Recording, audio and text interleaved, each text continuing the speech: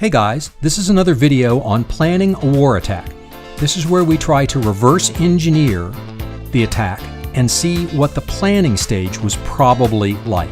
So we're going to try to crawl into Kodo's head, look at his 3-star attack in the last war, try to figure out why he placed the troops where he did and in the order in which he placed them, try to figure out, given the placement of those troops, what his probable thoughts were on where they would path, what defenses they would take out, and what his chances were of actually pulling a 3-star.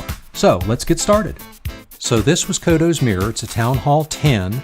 It's basically a max Town Hall 9, needs some wall upgrades.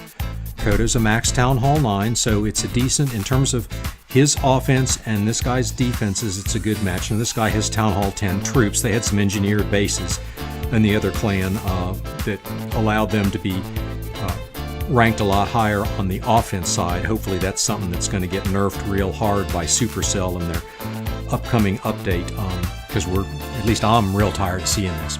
But anyway, here's what I think is Kodo's thought process. First, he figures he's got to pull the clan castle troops. He wants to bring ground since the expos are set to air and it's got max Town Hall 9 air defenses. So in order to bring ground attack, he wants to pull the clan castle troops. Now, which side can he pull them from the easiest? Virtually every angle, he's going to have to take out 2 defenses before he can get something in to a defense that's within this radius, except over on this side. This archer tower, if it's out, the next closest defense is going to be either the mortar or the cannon, and they're within the range of the clan castle. So that kind of sets his direction. He wants to come.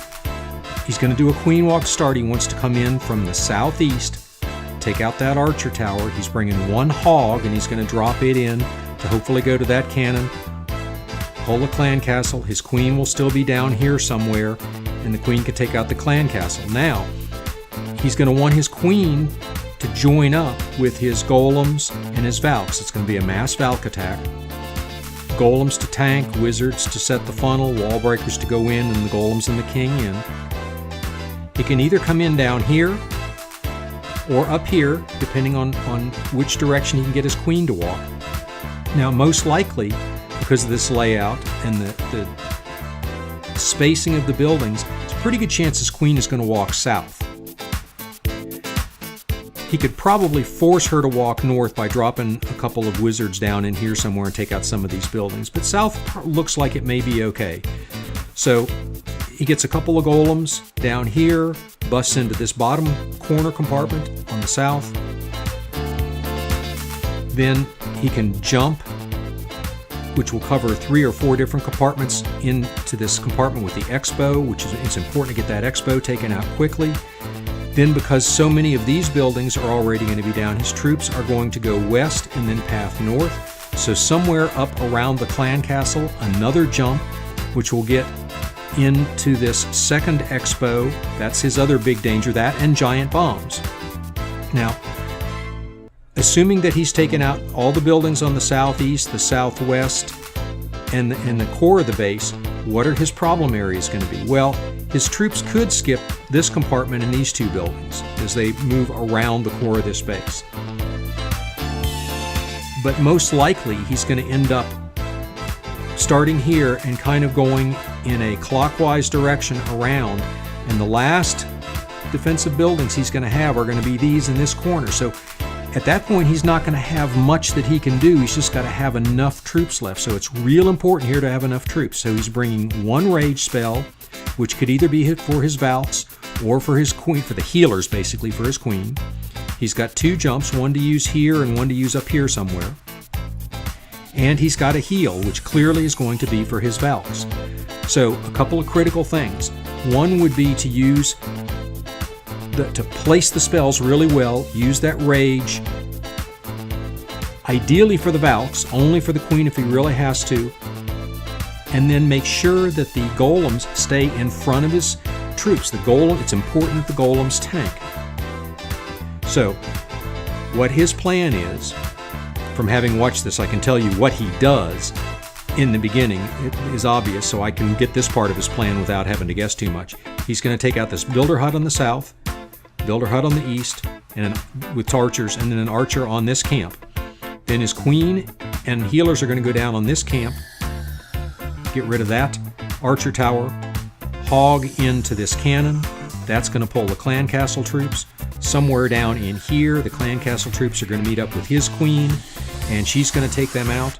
Then he's going to use golems, followed by wizards, followed by wall breakers to open up this corner and set the funnel. It's going to be important to set a good funnel because ideally you want both your golems to go in. So let's look at how this attack goes, and I'll do it double speed because I've already talked a bunch, and we'll critique it a little bit. But one more thing I want to add: when you evaluate a base for a ground attack, where are the giant bombs? There are a lot of places they could be. They could be in this bottom corner compartment. They could be in this center compartment. They could be in this top corner compartment. I'm talking about space for double giant bombs. They could be in this northwest compartment. They could be in this northern compartment. And they can be over here in this northeastern compartment. Now, I have always argued that when you design a base, you're playing the odds to put your bombs places like this compartment or this compartment. Most people are right-handed. If I'm dropping troops down here with my right hand, I'm not blocking the screen. But if I'm severely right-handed, which I am, I don't use my left hand for much. I typically don't drop troops with my left hand.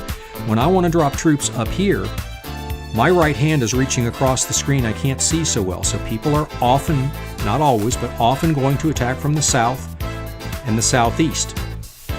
So if I were putting my giant bombs in this, I'd have them in this compartment or this compartment, or maybe over in this tunnel, but I don't think I would do that. So if he's going to have a problem, it's going to be giant bombs, and it is. And this is a little after the game quarterbacking here. But let's see what happens. So double speed. Archers down on the two corner builder huts and the camp.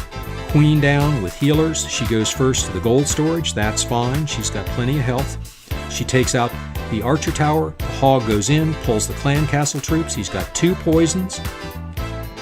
And here I think he jumps the gun. His queen was at full health. He gets scared of those balloons, drops his rage. His golem's down. His second golem gets dropped late. So that second golem and a couple of wizards are going to go around. But it does set a good funnel. The Valks, almost all of them go in. The king goes in. The jump spell goes down right on that expo. The expo goes down quickly. But look at where the giant bombs are. So they've done a lot of damage. He doesn't have a lot of Valks left. He just right here is getting 50% of the base. Now he's got a golem right in the core of the base that takes the jump spell and tanks for his queen, who's still got a couple healers on her.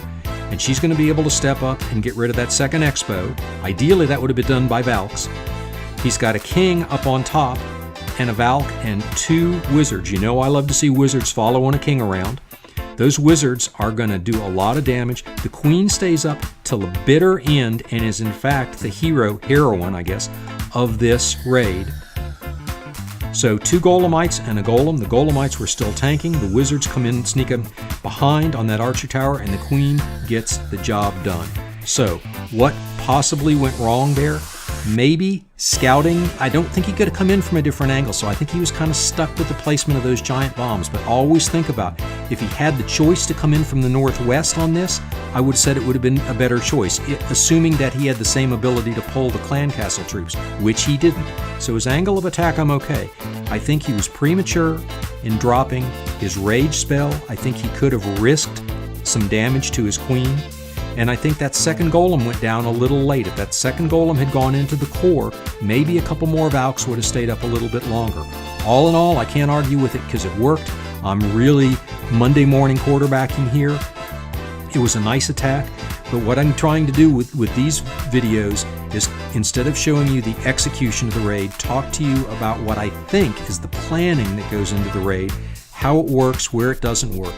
In this one of the key things he wanted was his queen to path in behind his golems. So his queen and his entry golem, wizard, king, Valk squad meet up so that his queen can stay behind those golems, and she gets not only the healers on her, but the tanking in front of her. And that piece worked really well. So That's me being inside Kodo's head. I'm not going to look around because there might be ugly things if I look anywhere else, but in terms of this raid, pretty decent.